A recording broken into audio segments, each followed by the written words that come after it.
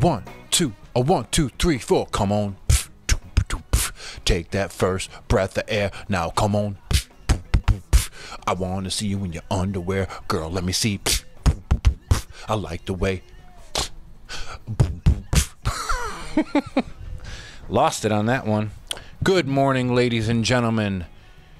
This is Bad and Grim, bitch. And I'm here to bring you another podcast. Forget what episode it is, but that doesn't really fucking matter now, does it? It's Tuesday, July 31st, the last day of July. Today, we have a great podcast with a bunch of great guys. But before I tell you that, you know I gotta tell you one motherfucking thing. This episode of the podcast is brought to you by D. McKelly's Barbershop and Emporium, located at 6 Kirby Road in Cromwell, Connecticut, exit 21 off of I-91. D. McKelly specializes in all types of men's haircuts and hot shaves. Appointments and walk-ins available. For full schedule, check the website at dmckelleysbarbershop.com. That's D-I-M-I-C-H-E-L-E-S barbershop.com, or call 860-502-3540. Gift cards are available in any denomination, and they also offer my personal favorite, their own water-soluble pomade. So go get a fresh cut, a clean shave, and an awesome product, and tell them Ben sent you. D. McKelly's Barbershop and Emporium, responsible barbering. But wait, don't fucking forget. Located within the back of the barbershop is Cafe Vernaza, an all-organic Shearwater Roasters coffee roaster.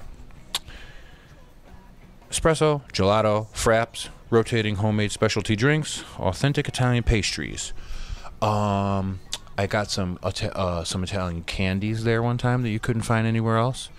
I had a really nice Nutella-filled croissant. Shit was banging. They got a couple things every morning. Go on in there. Next time you get your hair cut, you go back there, you get yourself a fucking latte, Americana, Cano, whatever the hell. Maybe some espresso. Keep it simple.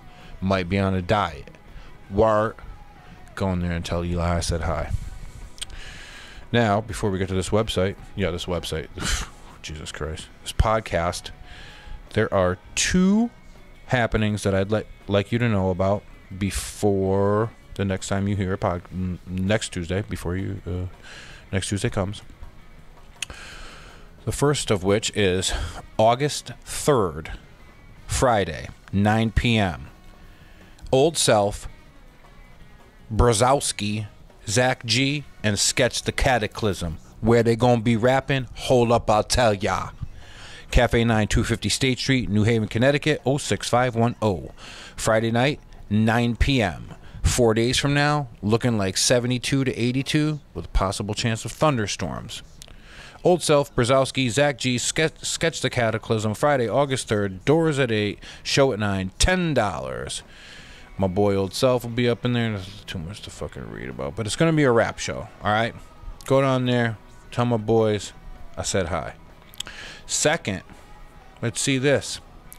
August 4th, Saturday, my boy Joe Bonquillo is having an art show. Spatial Contextual Awareness. Kathleen Jacobs and Ricky Fox Op. I don't know why that's cut off. Whatever. That is going to be Saturday at 5 to 7, 5 days from now, 70 to 82. Thunderstorms at the Melanie Carr Gallery, 1 North Main Street, Essex, Connecticut. You go down there, you fucking go eat at the Essex, and then you go down the street and you go to this art show. I might actually go to this. This sounds cool. I'm fucking lame and have nothing to do. For immediate release, Abstract Landscapes at Melanie Carr Gallery this August. Essex, Connecticut, July 17th, 2018. Melanie Carr Gallery is thrilled to present Spatial Contextual Awareness, Kathleen Jacobs and Rick Fox, on August 4th, 2018. The exhibition celebrates color and landscape through abstraction and broken paint application by 2 northern New England-based artists, Kathleen Jacobs and Rick Fox. Should be cool. I'm probably going to go check that out. You know me. I like an art show. I like anything having to do with the arts. So, now that we got that out of the way, let me tell you about our podcast today. I have the band, the Hempsteadys, all the way from New London. They're on Telegraph Records. They are like, they really couldn't define a genre. You know what I mean? They like reggae. They got a Boss Tones vibe. little bit of a rancid vibe in there. Mash all that up and put Enemy the Illest in there, and that's what the Hempsteadys are. Okay, there's 12 people in the goddamn band. We had 4 of them here today. We talked about their new record coming out on Telegraph Records, Seance, and it will be out August 1st, the day after you hear this, so Wednesday. You can also go right now to dyingscene.com, stream the album, and then on Wednesday, I'm going to need you to go to the Hempsteadys.com and download and buy that bitch. These guys are really nice, really cool guys. Some of them have some hardcore backgrounds. They've been around in the Connecticut scene. Enemy, you know, he's the hardest working motherfucking rapper in Connecticut hip-hop. Other than myself, obviously. He's doing what he's got to do, and they got a cool video out. I can't remember the name of the fucking video, but it was very cool. But if you go to their website, I know you'll be able to fucking see it. Still Life with Woodpecker. Oh my God, my fucking memory is coming back. That's what it's called. Still Life with Woodpecker. Check it out. It's a fun video. Fun bunch of guys. Good music. Let me know, ladies and gentlemen, the Hempsteadys. I break bread, break bread, break bread, break bread, break bread, break bread, break bread, break bread, break bread, break bread, I break bread, break bread, break bread, break bread,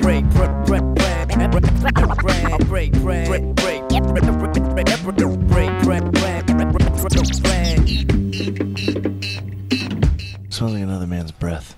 Oh, what do you know about that? Well, you do, because you're in a band with 12 band with people. with 10 men. But a band with 10 grown men, so. Ladies and gentlemen, I am here today with the Hempsteadys.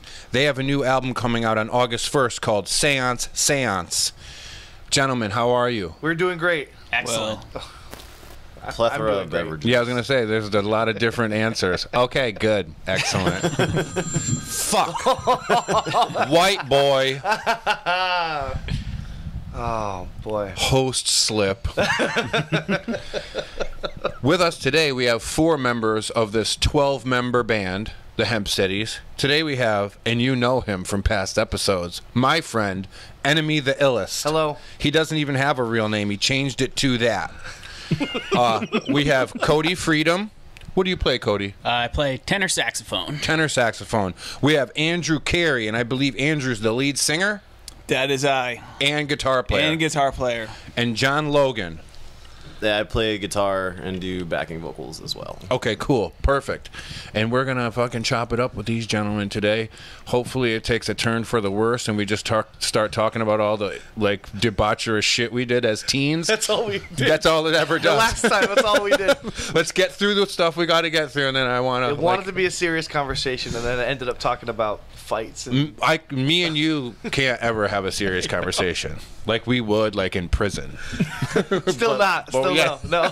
Nope. We'd find something to laugh at. Yeah.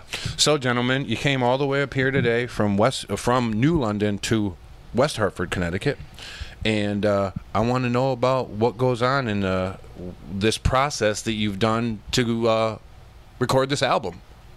Who wants to kick it off?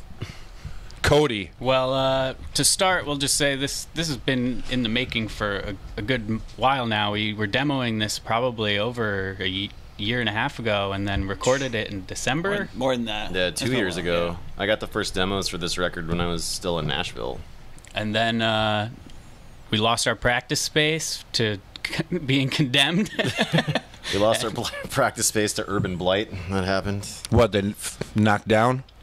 I'm not sure what the status of the building is now, but it definitely was. We were kicked out. It was The not supposed to be landlord- occupied Yeah, the by landlord was like people. living there or Ooh. something, and then he like charged us all rent to practice there, not telling us that it was about to be condemned, and the fact that it only had one bathroom for like The whole building. 16 different spots. And Yeah, But what happened was he got pulled over for DUI and had that address listed on his driver's license, and then they came and condemned the place because someone was living there. well, yeah, Holy not shit. the landlord, the guy. There was another guy. Oh yeah, yeah, okay. yeah. Wow.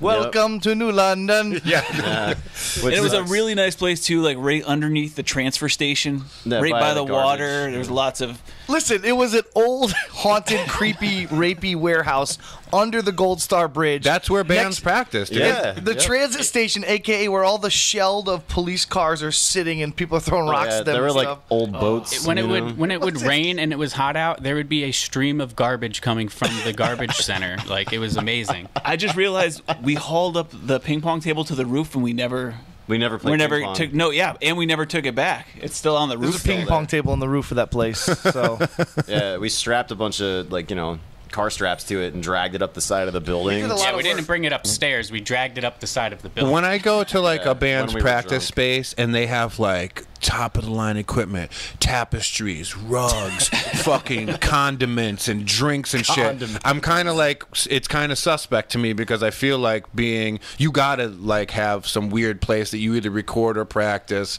that kind of like gets you there. it was the creepiest. Like I used to record in my friend's attic with no AC, like in the middle of June, like when I was a teenager, and like there was sweat dripping onto the equipment. That and it was would, like my first fucking album fuck it recording up. with Scobie in his bedroom closet.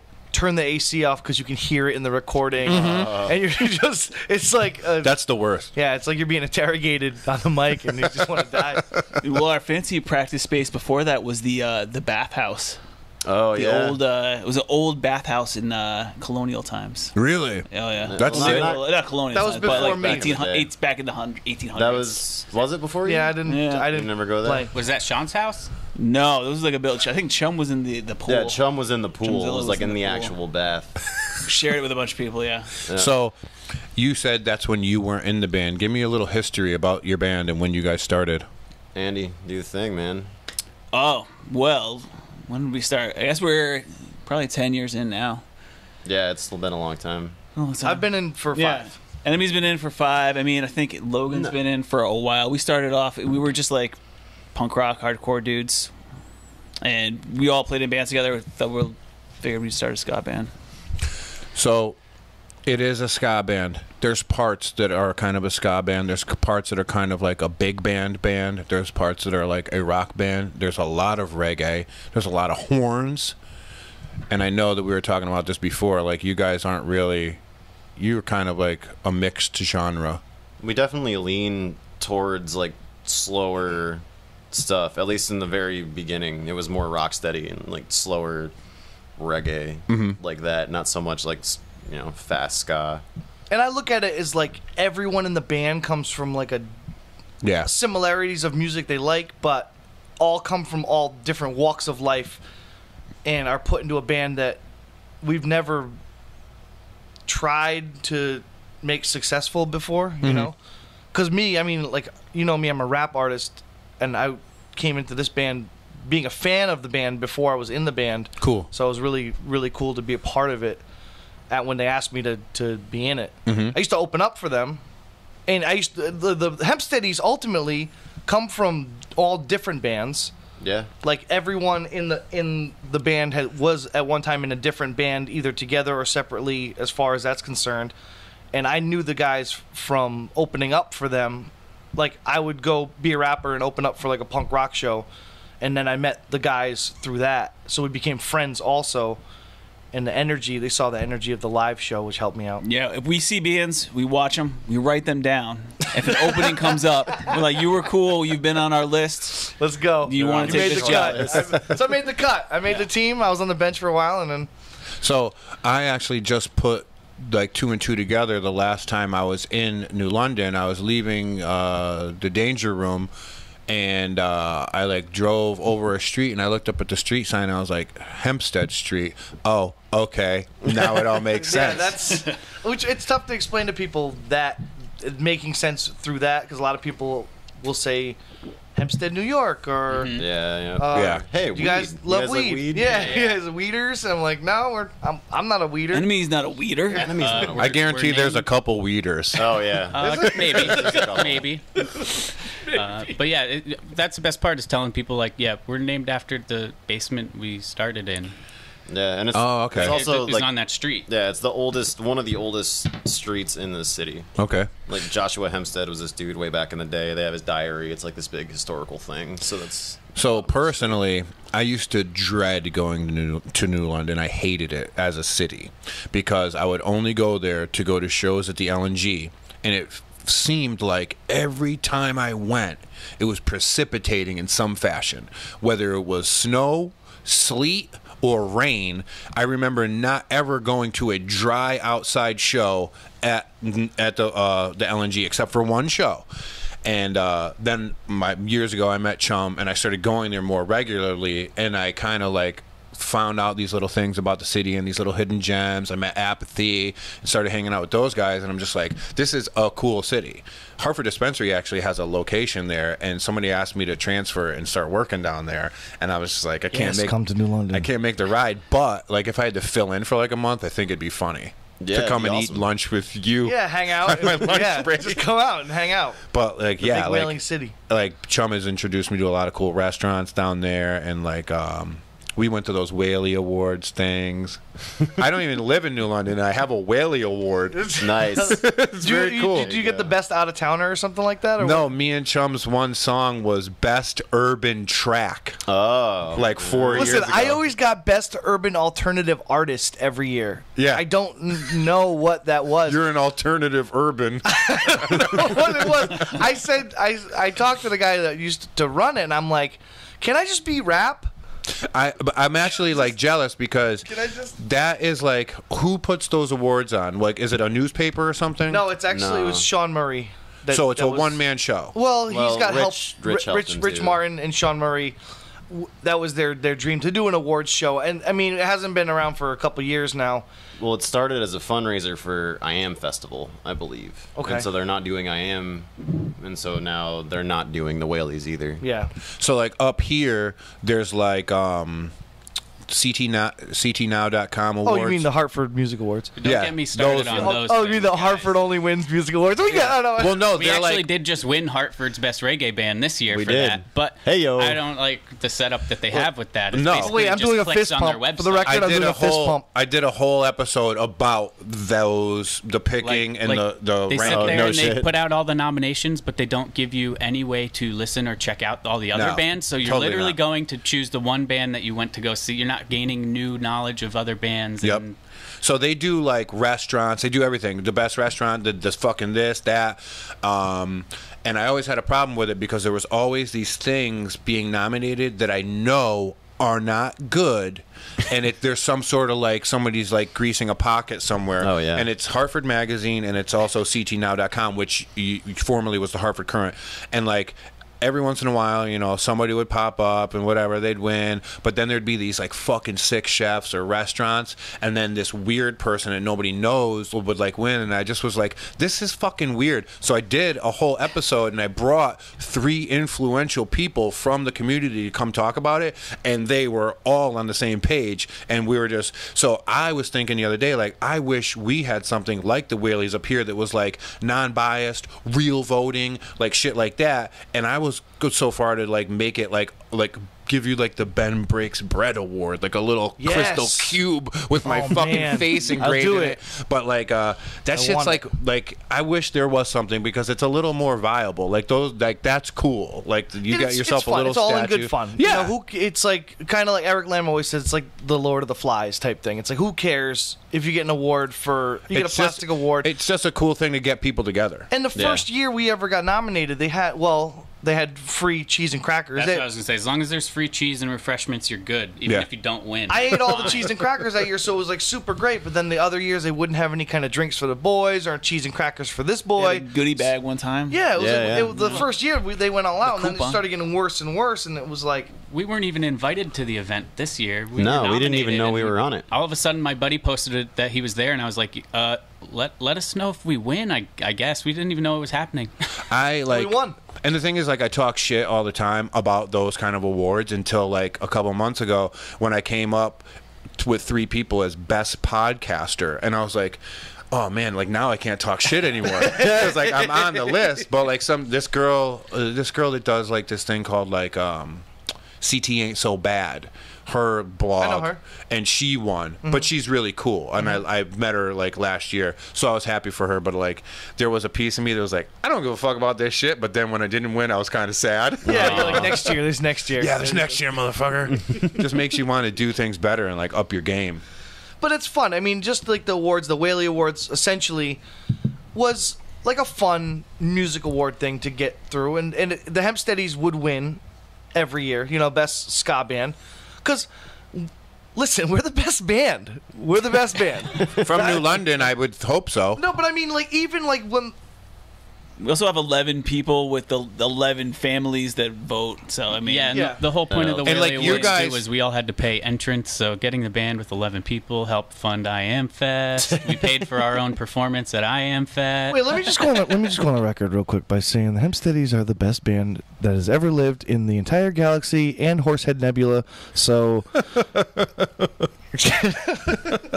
Well, like you figure you guys have 11 you know, people in the group with a family. Like your shows, if your family comes, are just packed already. Yeah, stock. It's So good. whatever, like who gives a fuck? It's like Aunt fucking Mabel and a bunch of fucking children hanging Actually, out. our shows are packed anyways because half our band has to be on the floor anyway at most venues. Oh yeah, because yeah. you guys have so many people on a fucking small stage. Like it and better Cody's that an way. orphan, so he doesn't really have much family members that show up. So, He's a little sore about it, actually. Whatever, it's all right. He's not an orphan.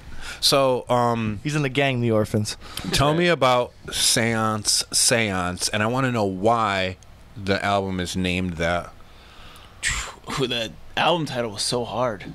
Yeah. We could not come up with an album title. I like the way it sounds. It is Honestly, hard. Yeah, I mean, it comes down to it sounds pretty cool. It's hard enough naming songs. So Yeah. if you have to name an album and just be like, this is the first thing people are going to see when the album comes out, it can't be fucking stupid or forgettable.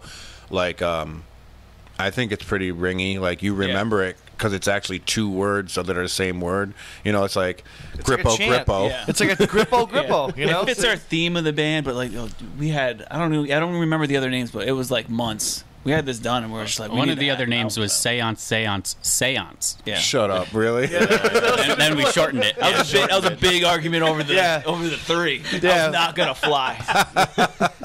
That's amazing. It was. You should see our group thread, man. It's out of control. Yeah, and What, we got old members in it. There's 15 people in it now. It's like everyone's chatting. What, how many songs are on the album?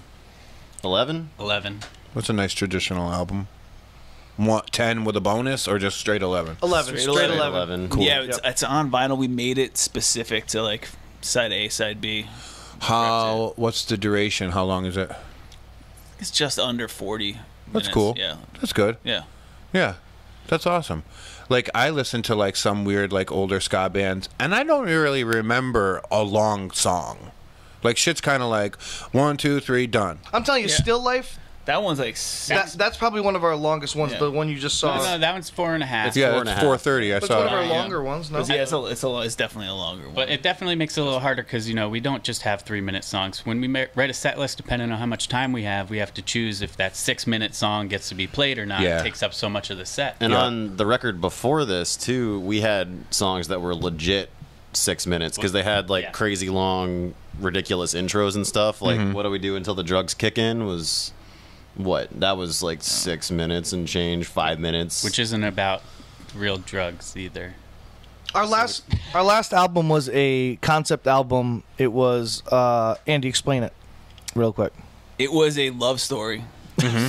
Originally set in a monster realm. So picture, if you will, our universe. There's another universe, parallel universes. This one is filled with classic monsters. Frankenstein is set to be betrothed to his to Bride of Frankenstein. He doesn't want to marry her. He's got true love in his heart. He's got cold feet. Yeah, he's got cold Yeah, feet. He's been not having about it. visions of an Earth girl. So he gets his bachelor party, which is Wolfman, Count Dracula, and Mind you, they're all teenagers. mind you, yeah, they're all They're teenagers. young. They're young. Okay. It's an arranged marriage. So they try to find Frankenstein's Earth girl. They go see the pharaoh, take some drugs, send them over to our world, and they're on a search. But there's bad guys trying to stop them, trying to Cock block him. cock block them. Bring them back. Black Who the belt fuck would bones, want to dude. cock Big block battle. Frankenstein? Right? Oh, he just will true love prevail? That's the That's question. the question. Yeah. But You got to listen to the album to find that out. Yeah, I want to listen to the whole thing. And then for the next record, we decided to, stray away from the concept record, but still have a good theme. So that's where Seance comes in. We got another monster song. We got, I don't remember what else we got. Lots of songs about things. Remembering the past, driving in your car as a kid. There's a lot of cool different songs that kind of bring the seance theme together. Indiana but it's not Jones. a concept necessarily. And we've had that like creepy kind of thing going on for a long time. Like one of the tracks on the song "When Dead or Undead" is one of the first songs that the Hempsteadys did. It was old. Like they used to. I used Goth to listen to that. ska. More like Horror ska. horror ska, soul, Horror funk, ska soul. Afrobeat, classical, Keep going. polka, with a hint of Lime. with a twist of lime. And a Bruce Springsteen drizzle. Yeah, more like an E Street Band. I could heartbeat. see that. I could totally see that. That's The name of the video is Still Life. Still Life with Woodpecker. What is it? Tom Robbins? Tom Robbins. Yeah, it's a book. Oh, okay. It's a popular book. You should check it out. Popular Still book. Life with Woodpecker. An old book or a new book? it's not new, but it's not a really old. It's not like 20, Catcher 20 in the years Rye. ago or so. Yeah. 30 Okay. years ago. Yeah. Nice. What's your record label? Telegraph. Well, so recording. the album was released pretty much with our fans. We did a Kickstarter with it, so they funded the record. Cool. But we work really well with Rich at the Telegraph, so he gives us connection, a little bit of distribution. Love and support. Yeah. Is and- Telegraph Records a record store in New London? It is, yeah. It's also Really? a record store. Yep. It's on the same street that the G is on. It's Really? on Golden Street, yeah, or was on, I should say. R.I.P. Potential sponsor. I don't. What is it that same music store on the corner with like the fucking cello? No. Like you know what I'm talking No, about, yeah, right? That's There's Caruso. 2 music stores over in that okay. area. But this is, have you been to 33 Golden Street, the venue? No. It's Mikasa. just right next to there. Okay. So like it's kitty corner. So you know where the whale is, the whale wall. Yeah. It's if you go from the whale wall towards the water, like Okay. the shortest distance there. Okay. All right. Cool. You're gonna say something? No, I was just gonna describe it better, but that was it. That was the best description. Yeah, it was pretty detailed. Where's that Everyone whale on the at? podcast now knows how to get to that spot. Yeah. So the directions were clear. Every So time. that's where the record store is. That's where the magic happens. Okay. Really. So Did you guys press this album onto vinyl? Really? We did. exclusively to vinyl. Yeah, Only. we didn't do CD this time. No, we're doing digital and vinyl, and that's it. That's ballsy. Yeah, we're just going off the deep end. And but nowadays, see, here's the thing: CDs, as much as we love them and want them to stay, Totally talked about this like 2 episodes ago. yeah, It's dead. Really? are dead. When Cassettes are doing better than cassettes CDs. are doing better, and vinyl, people want to Isn't that frame them, messed people up? want to Yep. listen to them, people want to be hipstery and just like vinyl man, Vinyl man. you know. But it makes me sad because I love CDs and I just love the perfect having it. size, you know. Yeah. Yeah, no one really like. My car has a CD player. Like I think like cars are beginning to be made now with no CD port. Yeah, it's just very weird. MP3. Just like all Bluetooth. the laptops. Yep. You can't even burn a CD and put it in your car anymore. This is the There's last no- one. This is the last year Apple did it. And That's this is my- 2012. Yeah, I have the same exact one, and I'm happy because it has a CD drive. I'm glad because I can fucking burn them Yep. if I want to like send somebody like a beat or something Yep. like that. Yeah, man, it's so weird that like they're gone, records are back, tapes are big, and like MP3s and like flash drive concepts. Like you can get yourself a little flash drive with fucking Yeah, Uzi on weird. it. Yeah, like Yeah, Exactly. it's our weird buddy. because it's super old school as far as vinyl and tapes are concerned, and then it's super futuristic because it's all digital. So that's what we're doing now. We're doing I feel like- vinyl, digital. I feel Yeah. like records will never go out just because it's a collector's item. Yes. People buy records and never listen to them just so they can have that like 12 fucking inch by 12 inch big piece of art. And like you said, you can frame them, you can do whatever. Those are my records all over there. I got 1,000,000. You think any of them ever hit this fucking the record player? No, I play like weird fucking breakbeat records on here. Fucking. That's all I'm doing up here. It's like I have one inside, but like. you don't ever think, let's throw on a fucking record, babe. Like, no, like, flip it over. You know? And then alternatively too, you got to remember that vinyl is also the like superior quality of sound. Sounds the too. best. Like, If you you can't get that on the CD or the tape Nope. or any of that. And If you have a sure, a lot of really- people probably are just putting them on a shelf and not listening to them, but if you do listen to them, it's the best way, unless you're listening to a lossless FLAC MP3 or whatever. I guess those aren't MP3s. But if you have like a straight good record player and some good speakers, like that's the best it's going to sound. I'm Other telling than you, like all- studio monitors. People laugh, but all my Chesky music Yeah. is on vinyl. Yeah. And I listen to Chesky on vinyl or on Spotify. Nice. So it's either vinyl or digital. Mm-hmm. And now everyone will have to listen to Hempsteadys on vinyl or digital. Seance. August 1st. Drops August 1st. Give me some influences for this new album. Like, what are you guys listening to in your cars when you drive? Like, what's your day-to-day? You first. I don't know. I'll go last because mine's a little embarrassing right off the top of my head. Oh, So- it's awesome. All I right. love your Cody. list. Well, to start, I've been really digging on Kamasi Washington, which is this tenor sax jazz dude who's got this whole huge band behind him too, and it's got a lot of African vibes, and it's really good. He just had a new record come out as well, so that's what I'm digging on for playing my instrument. I don't know if that's what got into the record at all. How did you get into playing like a brass instrument? Like, were you in like the band in high school or something? I've been playing tenor saxophone for 20 years now, apparently. Whoa. Wow. Wow. Started a when lot. I was 10, and I've had a couple up and downs because at the moment I have bottom teeth missing. Yeah. So that's where the Been there. saxophone goes. So Been there. we've been dealing with that. I'm almost done with all of that. Otherwise, it's just something. You're that- lucky they're your bottom because I can't tell. Mine Well- tops were missing, and I just looked like Well, I have this for fake years. teeth in right now. Oh, okay. He's All wearing right. his falsies. I had a flipper. I had a flipper Exactly. once. That's a medical term for it. Yeah. Exactly. Yeah. Yeah. That's exactly the what medical it's called. term. Partial. Dude. Partial. But yeah, no, just I don't know why. No one in my family knows how to do music, but for some reason my mother kind of kept me into it, and I kept going with it. Played all the way through high school, and started a ska band. Or I didn't start the ska band. I joined the ska band in high school, and then at some point I was booking shows, and then I was offering these guys to play saxophone. What was the band called? My high school band was the Makeout Bandits. Love it. All right. Andrew, what are you listening to? And I'd like to everybody to know that Andrew looks exactly like my friend John Luciano, a.k.a. Chano. So anybody from Waterbury, please take a good look at the photo on Instagram when this comes out, because it's really creepy, and he looks exactly like Chano from 10 years ago.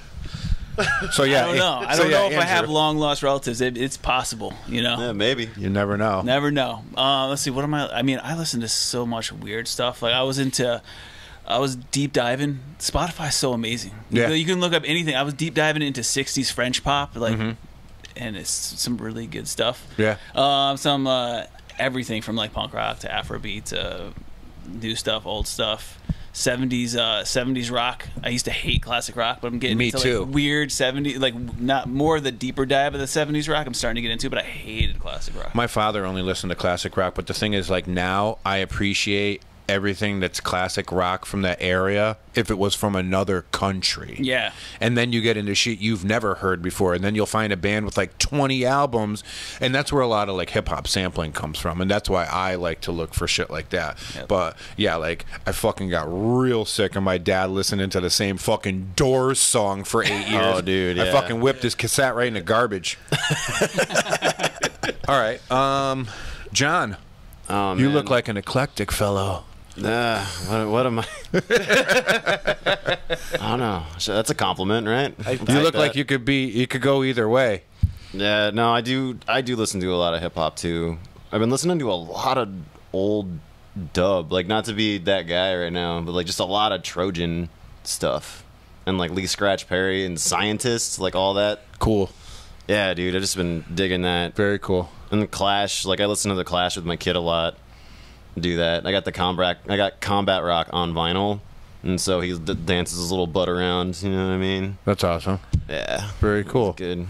All right, we had to come back to you. Well, 'cause I mean, you're I gonna was just give- trying to think of, like, off the top of my head, the stuff that I'm listening to lately is not really directly influencing, like, my my musical style, because in the Hempsteadys it's weird because it's kind of like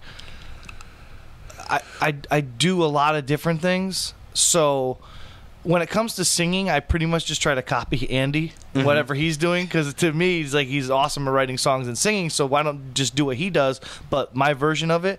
And then as far as the hype man's concerned, I don't know if I've mentioned this to you before, I just try to be Zach De La Roca on stage from Rage Against the Machine. That's who I pretend I am, or Chuck D from Public Enemy, and that's kind of like my style.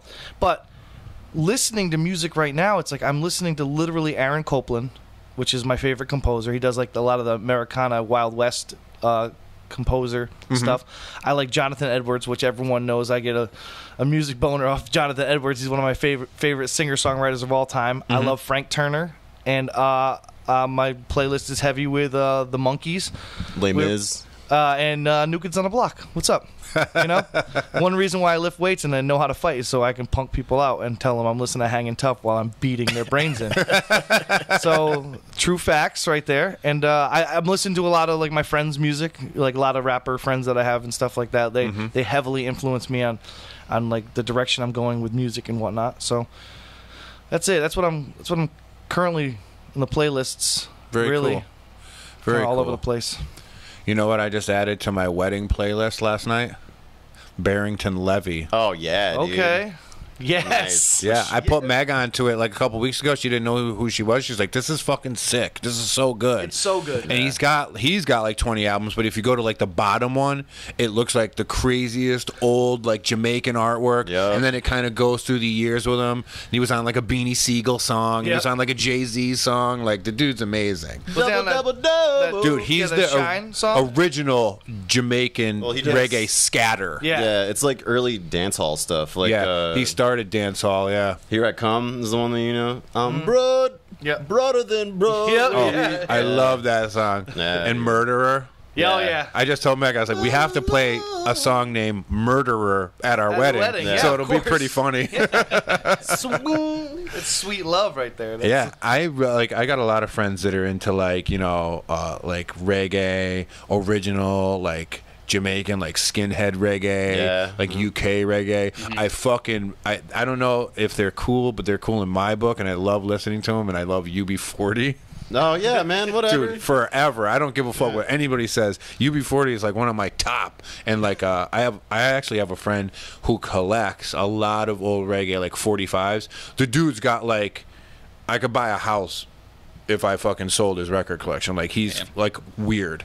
Like he'll go on eBay and find like a 45 that's like $400 and he'll like buy it and be like whatever, like, and he doesn't get rid of anything and he keeps it all. So at one point he'll be able to like do something with it, like when he doesn't like music Buy you a anymore. house. He'll Yeah, buy you a buy house. me a house. I think it's cool. And that's like who would have ever thought like collecting weird records back in the day would like be lucrative today. I mean, somebody. It's like that guy who keeps the like all of his action figures. You know what I mean? And doesn't open them up. One of these days, or like your weird grandma. I was talking to my girl about this yesterday.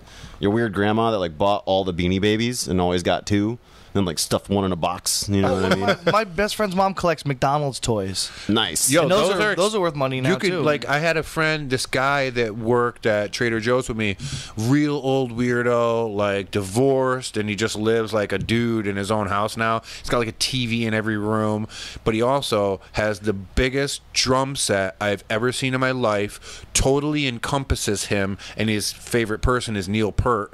So like it's purple, and like he'll play if you ask him, and his chair swivels around. It's like a 200-piece drum set. It takes him like 4 hours to set up, 4 hours to break down, and that's why he doesn't play shows, because it's just crazy.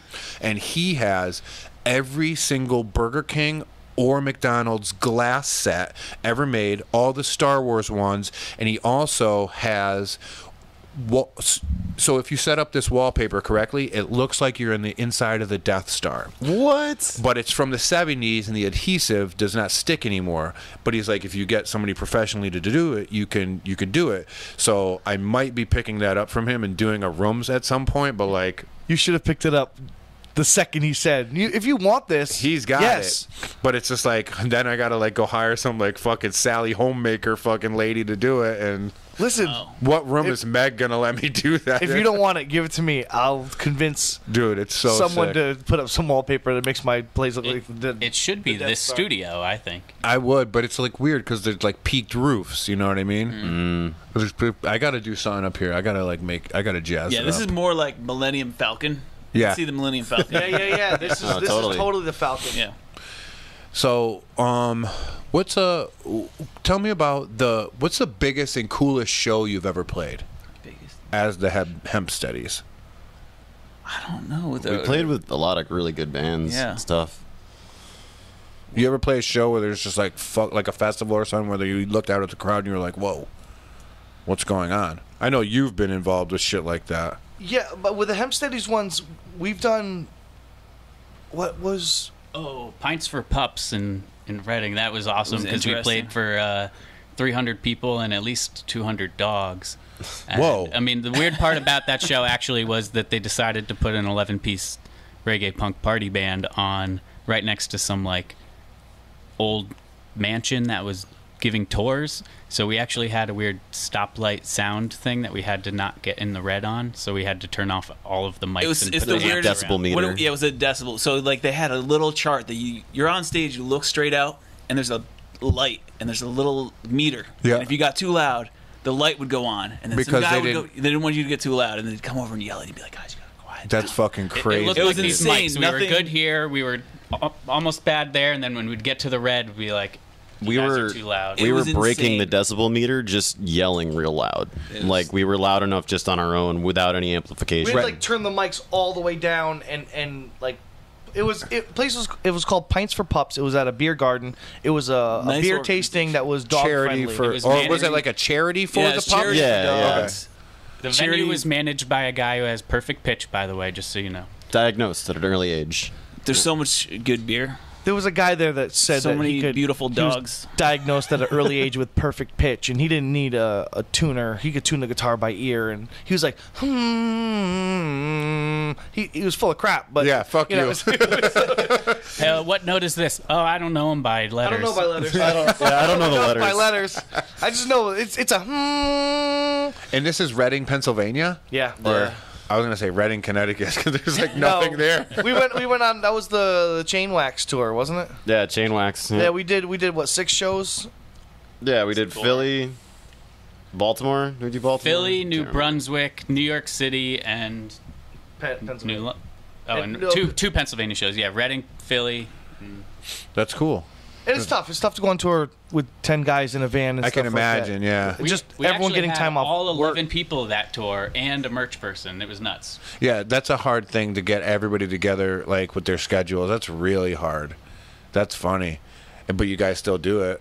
Yeah, You're as probably much as possible. plan trying in to do- advance enough for something like that. It's tough to do like long runs, you know what I mean? Like Yeah. 30-day tours and stuff in this Yeah, band. and you said you have a child, Yeah, a couple of us.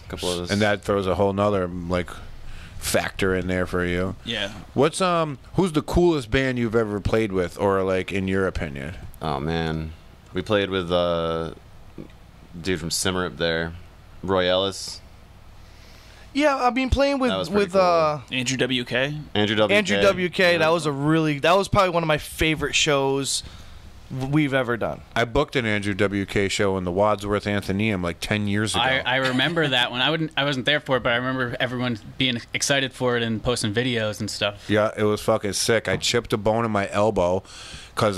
So, have you ever been inside the Wadsworth? Mm-hmm. It's like a super fine art Yeah. We museum. did a show played there. there, Yeah, yeah. we did a show there after one of the downstairs, Connecticut Music Awards. downstairs in the auditorium Oh, or in that yeah. fountain area. No, in the Downstairs. auditorium there were seats. But Yeah. it's a museum. Oh, It's so a weird. museum, yeah, with And then- multiple levels, and there's like an atrium with a fucking statue in the middle and a fountain, and in the corner, that's where they let us set up the stage. Oh. And then another time, they let us do an Earth show downstairs in the in the auditorium. I think that was back. I think we did it with Manic. It was like Hartford's Party Starters and Manic. I can't remember. We did a couple ones there, but this was upstairs in that fountain area in the corner. There's art right on the wall right there. They had like the little like partitions, like don't go near it. So people start showing up. It was also free, and it was also sponsored by Bud Dry. Oh God! Wow. So we got like the local What is that, beer a distributor, the local beer distributor, like the dudes that I was in the thing were insanely into Bud Dry. One of them had Bud like Dry deodorant. there was we made like a Bud Dry like Andrew WK like flyer for the show, but Bud Dry's not even a thing anymore. not is it? anymore. No, they took it out. But like we had like a green room for him, dude. It was fucking sick. So we had a couple other bands, but I can't remember who it was. But like during his set, I was stage diving and I was on top of the crowd, and like all of a sudden I just fell into a hole and my elbow hit first. And to this day I can like move like a little piece around in there. I never got it fixed. And so whatever, the fucking show went off. The people at the Wadsworth were very weirded out because it was like nothing they'd ever done. They were trying to get like a younger crowd in. Like they figured we'll do these shows for these guys and it'll bring younger people and hopefully they'll get a membership for like, you know, the museum or whatever. And I remember there was a floor above exactly where the stage was, and it was an old school, like a big old school case with all these spoons from every country dating back to like BC times. All these Victorian metal, weird fucking caveman spoons, all kind of shit, right? And they're all placed in like individual areas with the little tag next to them saying like the year, where it came from, da da da da da. The vibration of Andrew WK made all of them move back into the back corner of the case. So they had to get a professional to come out, undo the case, and put them all back into their original areas, and then close the case. The lady was like fucking crazy. Like, one of them was so into it. The older people were like, they never again. We're never doing this again. There was people there like coming to the museum while the show was going on, like old people. Wow. My friend Donovan opened up, and he was in this one-man keyboard group called Roman Wolf, and while he was playing, some old woman just came, walked right up onto the stage next to him and told him to stop. And I had to be like, yo, what are you doing? Like, I had to like take her and be like, this is a concert, go away. And I had to like be kind of cool about it. So afterwards, Andrew WK is like, we got him a hotel room up the road in fucking Hartford, but he was like, yo, can you guys get me any weed? And we're like, I was selling pot at the time, and I was like, yeah, dude, just come back to our apartment. He goes, cool. I'm driving a fucking Honda Prelude at the time where the driver's side door didn't open. So I had to get in, and then he got in, and we went back to my house. He had to get out, and I had to climb over the thing and get out with him. He comes inside, and he's just bullshitting with us. Coolest guy. Nicest dude ever. And I like roll him a joint, and like he fucking is smoking it, and I'm just like, I can't let this opportunity pass. I have to take a picture of Andrew WK smoking a joint on my couch. So I'm like doing like the sneaky like one of these things, and I did not know that my sound was on and also the flash was on. So I go and he goes, and then he starts like posing like it was okay, and I was like, oh my god, he totally just caught me fucking taking a picture of him. The worst, dude, the sound and the light. Yeah, and he was like high at this point, so like he laughed, but if it was like right before, like he would probably been like, yo, what are you doing? Man, what's your deal? But I brought him home, and fucking that was that. Like, So was that show, what was the setup for Andrew WK? what do you mean? Like, was it a full band thing, or was it just him with the backing track? Or? Him with the backing track. 'Cause that was what we played with too, which was super crazy because the first band was a guy with a guitar and a backing track with another guy on stage. Then it was an 11-piece ska punk reggae band, 11 people, more members than all the other two bands combined, and then Andrew WK with his tour manager just jumping on stage like this. Yeah. So it was just amazing. We got actually so many fans because we were a full band, and everyone was completely surprised. Yeah, He he had had that first band. Oh, I don't even remember. Continuous Improvement. Is that real? Yeah, actually, that guy is he runs a vegan podcast with the guy who was in with the singer of the Flaming Tsunamis. Really? Yeah, That's I think crazy. it's got like two bearded vegans or something That's like so that. random. But the Continuous Improvement guy is with the Flaming Tsunamis. Yeah, he came with like this weird sampler with all his tracks like already in, and he just like must like play the same set list because he just hit it and went off and like said some shit between songs and was like, all right, this one's fucking party till you puke. And fucking would just went off. And I just remember Played like the piano though, right? he did have his keyboard. Yeah. And he would go and then he'd step away and sing. And I just move the he'd throw his fucking microphone into his strap of his pants and play the fucking keyboard. And I just remember it was successful. And I just remember looking out and people are losing their minds. It and was I was like, the most fun show I've ever been to or been a part of. It was, and this is past his prime. Like, this is past his prime. So, like, people are still losing it for him. And I was just like, this is fucking awesome. But he's a fun dude. He was a totally fun dude. So after the show we played, I went into the green room area at the Space and was like, let me get a water. I saw a whole table of waters that he didn't even drink. And I go in there, and all of a sudden I see in the corner is him just with his hat over his eyes, just like sleeping in the corner. I was like, oh crap, he's gonna see me here. This is before he played or Indiana after? Yeah, he had drank like 3 Monsters or something, 5-hour energies or something before it went on, and then just like crashed right after the set for 20 minutes. Toast. Yeah. Holy shit, let's get a party started. Dude, imagine Enemy like times 10. That's Yeah. a whole set of that. I mean, Yeah. it's crazy. Like, you'd think that, like, somebody with that amount of energy starts to be annoying, but he's not. You're just like, holy fuck. Yeah, it was awesome. Like, this from dude's- start to finish, I was like taking notes. Like, how does this guy continuously go? He did like an hour set too. Yeah, it was long. Yeah, he did a long set when we fucking booked him. All white all the time. Yeah. Fucking crazy freak. Bleeding out of his nose. Me and my friends actually, I'm going to be going in 2 weeks to the camping trip, and the first night party is always Andrew WK, and we all wear white and then pour fake blood over ourselves, and everyone at the campgrounds thinks we're Satanists or something. It's amazing. That's great. Hail Satan. That's funny. So, what else? What else you guys want to touch on? Why don't you drive this from now on? All right, why don't you? Well, I'm gonna interview you real quick. All right, you Why? just saw a little music video. Yeah, You want to talk about that? I saw your music video. I want an opinion. We need an honest opinion, a non-biased, honest opinion, not a CT Music Award opinion. Shout out to CT Music Award. I want a Ben Grippo official. Go. Okay. So you showed me it before we started the podcast because I wanted to see it and have an opinion on it. Wait, hold on. Before you saw it, what did you think it was going to be? Were you like, oh, this is going to be clown shoes? No, Clown like shoes. before, like people will be like, "Yo, watch my music video," and it depends. Like if it's a band with their shit together, you know they spent good money on it, or at least had a friend that knows exactly what they're doing, and they're not going to put it in the hands of some fucking student. You know what I mean? But like rap is like, I'm gonna find whoever can do this video for me And do it quick. because it's You like got trying. a cell phone? Come here, let me do my video for you. It's like trying to find a drummer. It's like really hard, you know, like to find somebody that has a good eye and can do a music video for you.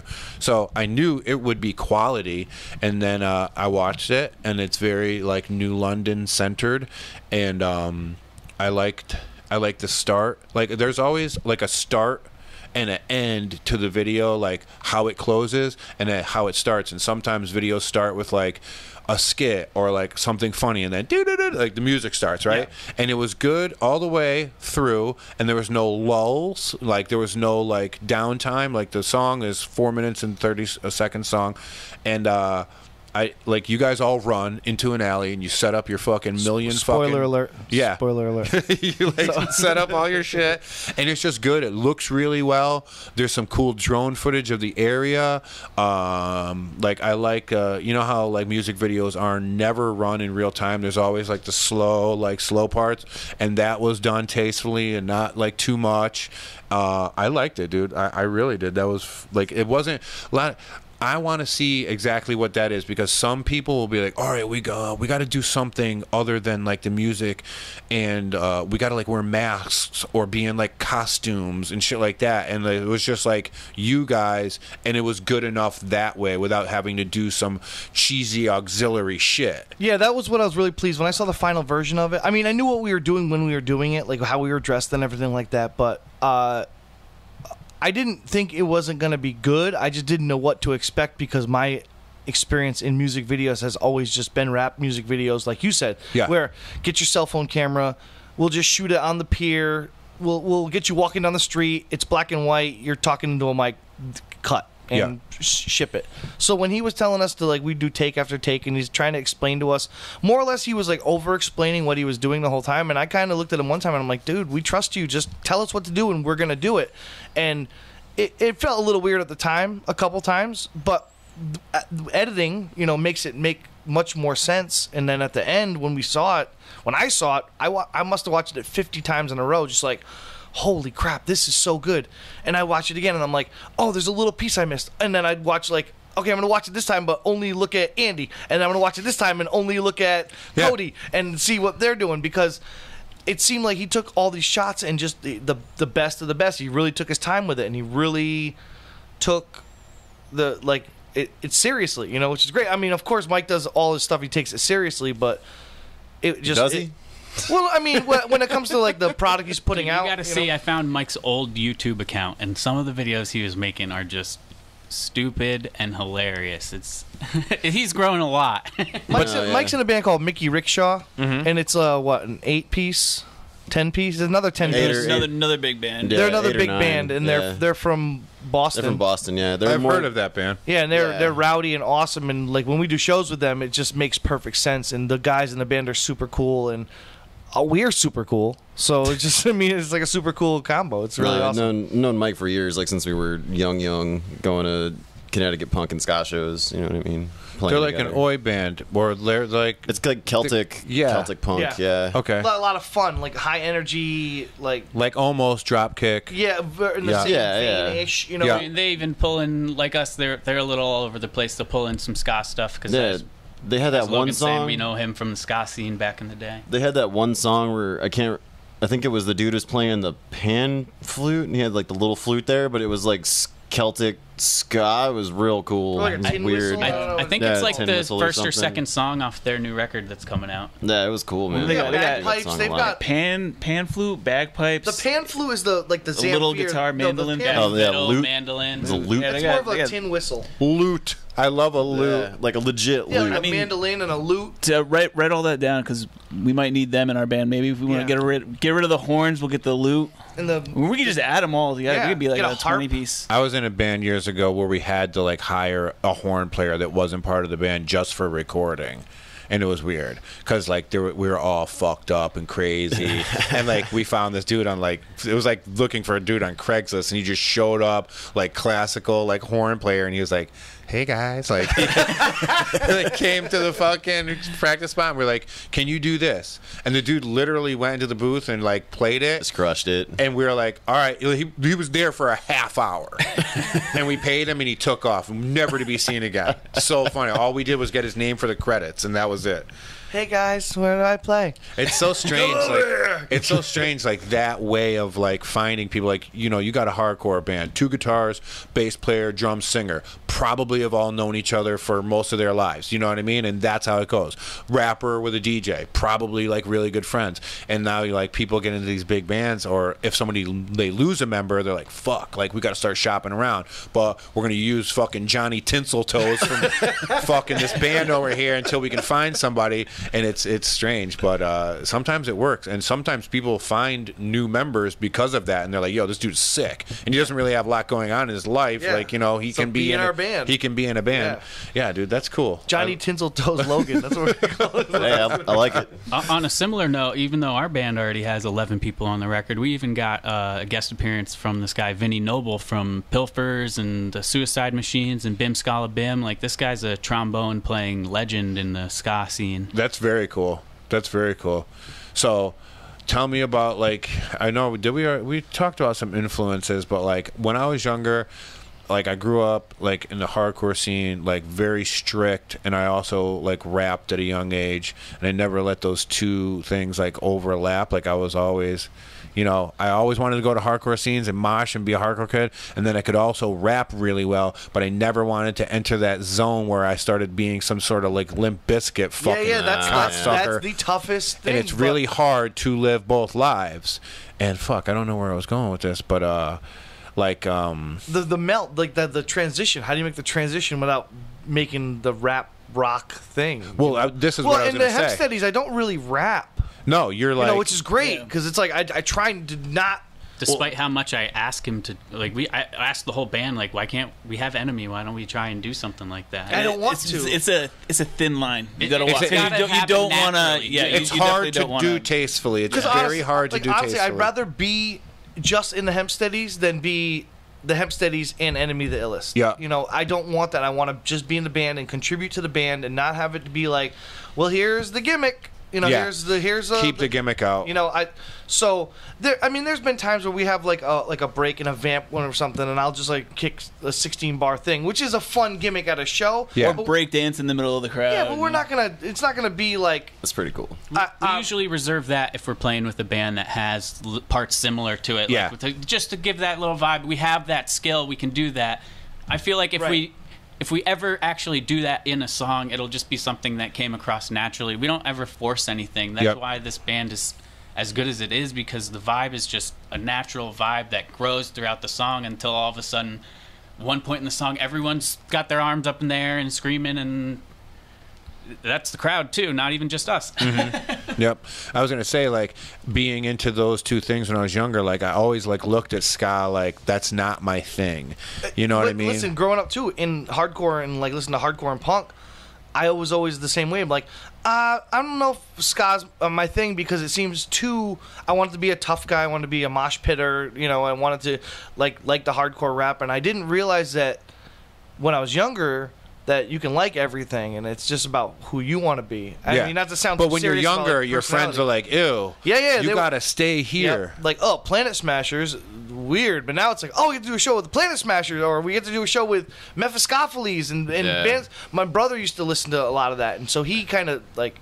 Unbeknownst, like There are influenced so me. many bad ska bands. So. Yeah, we I mean, used to like the as- Hawaiian shirt and So- cargo pants thing is definitely something that all the current ska bands are fighting against at the moment. Like, Yeah. I mean, not all of them. Some of them still do that style of the genre, but like it definitely didn't help everyone. The whole '90s big boom thing with the No. quirkiness and Connecticut though, like growing up, like there was always a lot of crossover. You know what I mean? Like you like at the G, there'd be like a hardcore band, a ska band, a punk band, and then like some weird fucking shit that you have no dude idea. opening. Yeah, like you have no clue. You know? Yeah, like we made fun of kids like with Boston shirts on when we were young hardcore kids, and now like being an older person, I was like like the Boston's kinda are almost mean. a hardcore band in the sense Almost, like, yeah. they're a ska band still, like The you could be making fun of them for a Real Big Fish shirt more, I'd say. yeah, but, like, totally. Yeah, We did that too. obviously Boston's have their like mainstream style music as well, but they've had their heavy stuff. Yeah, like they're ska core, the devil and more. That's a great EP, and it's Big heavy. mistake. Oh, yeah. Shit like that. And then- But like as far as the closest I ever came to like appreciating anything like that was like Operation Ivy, and that's not dude. ska at all. But it's like punk, and there are a couple little ska parts. And there are breakdown No, little it's- talky rap parts in there too, like some sound system and stuff like Yeah. that. Yeah. It's like there's like a little that's what put me onto it because I'm like, wait a minute, that's familiar to me. So I put me more into like listening to like punk rock music, and then got into like Pennywise and like just It holds Yeah, up. man. Like that album holds up to this dude, day. that's one of my favorite records of all time. I Yeah. found that record and fucking the whole everything changed. Your life It's like, changed. whoa. That was like I actually had that record before I was into hardcore music because I don't know why I just bought it and I had it in my Walkman and it was what I would listen to on my paper route, and this is when I was like skateboarding when I was Perfect. younger, and that was like worked itself in. But I never was I never was like I need to know more and like see if there's another band like this. Like I just let it be what it is, and then I got into hardcore, and then boom, I wanted to know all about all these other hardcore bands. Like I didn't really, it was good enough that I didn't want to search it's for better others. that you didn't search for others because I mean, at least in my opinion, there's a lot of people who have attempted, but I haven't heard any band that sounds like Operation Ivy. No. Literally, like Nope. I got into Even Rancid doesn't sound like no, Operation I got Ivy. into like No Effects for a second, and like Fugazi, and then later on I got into like then a you got- little bit of Rancid, Yep. and then that was it. I'll tell you what, You though. want to catch 22 guy? I did go to a Green Day show as a young man. Oh, Was it good? I wore a green shirt. Nice. But I did see this band called Only Living Witness open up for them, which was also like a weird West Coast, like pre-hardcore band that was very like influential to a lot of today's hardcore, and I was very happy to have seen that. I got a fucking bumper sticker. I put it on my mom's car against her will. Like, it was funny. But yeah, like, I'm so glad to have had listened to all that stuff when I was younger. I also had a ice cream man in the area that gave me a shoebox full of like really old hardcore, like Token Entry, fucking Inside Out. Oh, that's fucking, awesome. like all Inside Out, like Zach De La Rocha's first both. band? He had both. There was two Inside Outs and Chain of Strength, like shit like that. Yes. And the dude is actually still doing it. His name is Darren, and he still has a fucking ice cream truck in the Bristol area. Is he still handing out hardcore Dude, tape? Something, I mean, I'll go get a toasted almond bar and Definitely, get like, unclops or something like that. You like the SpongeBob pop? I got a perfect band for you. I totally forgot about Unclops. Unclops. They used to play with Tyrant Trooper a lot. Unclops. Was it Unclops or was it Unclops? No, whatever. Unclops. I remember laughing so hard at that band name, like when we were younger.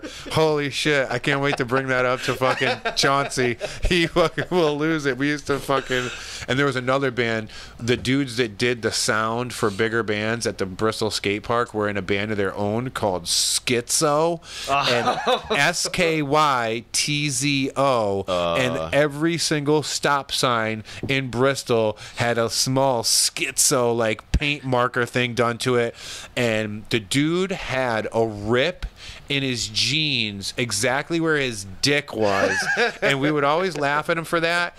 And they would set up a light projector and do some weird shit for when they played, and the guy that set it up, we don't even know his name, and for 10 years we just called him Light Show. But yeah, like, those are the things that I was exposed to at a young age. Blind Justice, Oh, yeah, the man. Toxic Field Mice. Remember them? No, that's an awesome band name, though. Yeah. Yeah. It's so Connecticut different was now. weird. How did you? But like now, you go on the internet, you can find it. Like, I don't even. How did I find that when I was like 20 years Well, you ago? had to when I was a look kid? for it. It was you know? branched out. It was like, okay, like you had a friend heard from that somebody. You'd It's, like like, that? Okay, Yeah. here, listen to this. Like, it was all word of mouth and like Yeah. warm handoff shit. There was no YouTube. There was no Spotify. There was fucking Napster wasn't even a thing yet. It was all this weird Well, shit. you had zines though. You had like scene zines, and they would do like little news reports and stuff, and like, oh, you should check show out reviews, this. all that. The thing rock that and would roll. make me look for other bands was seeing flyers. Yep. Yeah. And the band you wanted to see would be at the top, but then you'd see like 7 other weird bands, and then over through the years, one of those names kind of made it to the top and was like a cool band, and like just actually going to the show was where you could like figure out what was what. Because I'll tell you, like, for years as a young hardcore kid, I've seen people wearing like Husker Du shirts, Yeah. and I never thought to listen to them, and then I was like an adult, like making fun of the word my whole life, but then listen to them and like, there's something about this that I can appreciate. Rorschach. We used to see this dude at shows that would always wear a Rorschach shirt, and when we were younger, we would call him Rosarch. Every show. Rosarch again. Every show. Rosarch. He was like a weirdo that would come to like Neurosis shows that were like yeah. weird, druggy, like hardcore at the time, the like sludge. Yeah, like sludgy, and he was there in the front every day. Rosarch. There's like Freaking Rosarch. the argument to be made. You Yeah, know, with classic kids. Rosarch. Classic Rosarch. The argument to be made, like, where that's one of the reasons people say the underground isn't as, strong anymore, is because like, we all had to go looking for that stuff. Yeah, yeah. And You know what I and you would mean? pride How old Dig it yourself up. on- How old are you? I'm 31. There it is. 30, You know. 37. I stopped counting. 30. Just had my 21st birthday, guys. Thank you Yeah, so much. fuck yeah. I am also 37. I think you're not older than me, are you? I'm 37. Okay. I'll be 38 in October. Okay. How old are you? 40. Yeah, no, you're the oldest. Yes. Dude, that's so funny. I'm really 37. It like in real life.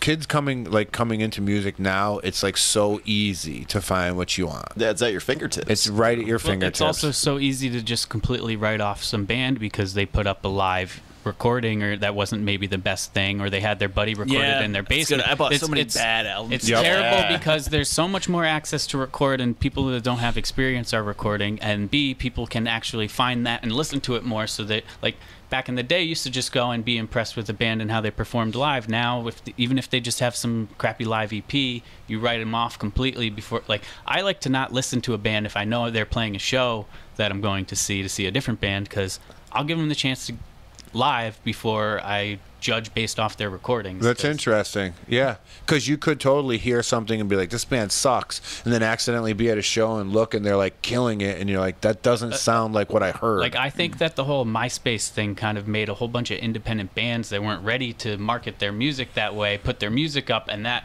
I think, deterred a lot of people from going to those shows, because they're like, oh, I already heard your band on there, and I didn't. Yeah, they're terrible. MySpace music was It was a godsend, and it killed everything, I think. it was very weird, but like you did find new shit. Yeah. And like you could have like, I remember, I think I had one. I really wish I could get into my MySpace account without it crashing my computer every time. Like, because there's good fucking pictures in there that I'll never There's be a able lot to of retrieve. But they limit it now. There used to be like a lot of stuff on there. I tried to go in back into my MySpace, and I remember exactly how it was when I like stopped using it, and I went back, and there's not a lot of stuff. They kind of watered it down, I think. I don't think all the content that was there originally was there. Yeah. Where'd the people go? I know.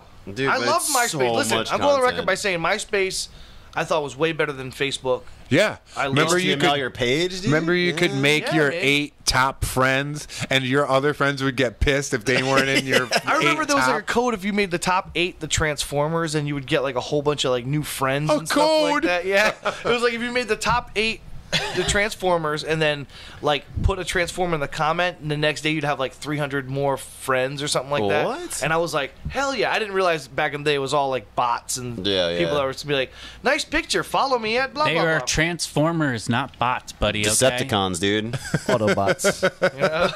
Roll out, Autobots roll out. I remember just like trolling weird rappers, and during this time of my life, I was fucked up on drugs, and I remember like trolling Necro so hard, and being somebody opening the fucking garage door. Yeah. Yeah. God damn it! I thought that was like a washing machine for a second. I don't know who that is.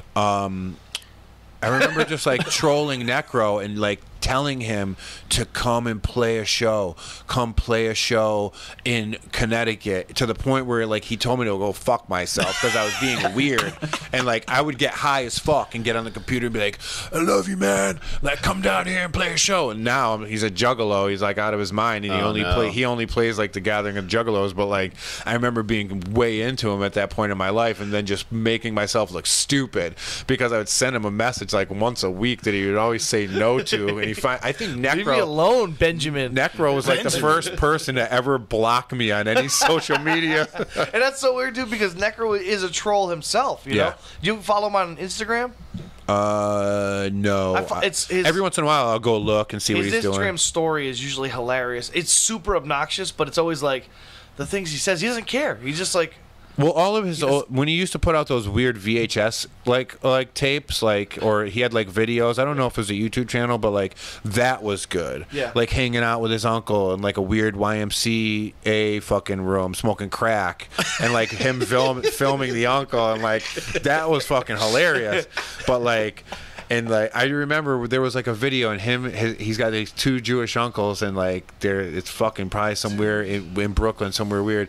And the dude dropped his crack, and it was stuck in his beard. And no. Uncle Howie was like, "You got a piece of rock in your beard," and like he'd like go in, like take it and smoke it.